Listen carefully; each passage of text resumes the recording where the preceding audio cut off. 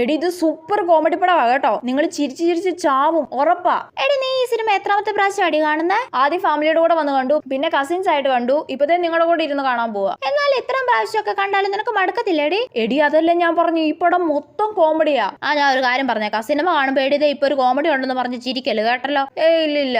അതേ സിനിമ തുടങ്ങിയടി. കാണു. അതെ ഇപ്പല്ലേ ആ കോമഡി. ചിരിച്ചു തുടങ്ങിയേക്കാം. അമൃതയും ലൂസിയും ചിരിക്കുന്നുണ്ടോന്ന് ഇടങ്ങണ്ണിട്ട് നോക്കിയേക്കാം. ഇവരെന്താ ചിരിക്കാത്ത?